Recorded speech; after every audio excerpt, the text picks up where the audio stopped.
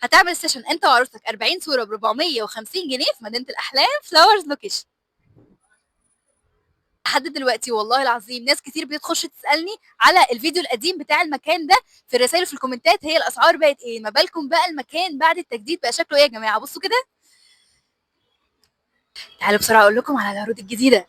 اول عرض معاك السيشن 40 صوره والمصور وايديت كامل لكل الصور اللي هتاخدها زائد رسوم دخول المكان، كل ده ب 550 جنيه بدل 800. العرض الثاني السيشن بالمصور وعدد مفتوح من الصور وايديت كامل لاي عدد صور انت هتصورها زائد رسوم دخول المكان، كل ده ب 650 جنيه بدل 950.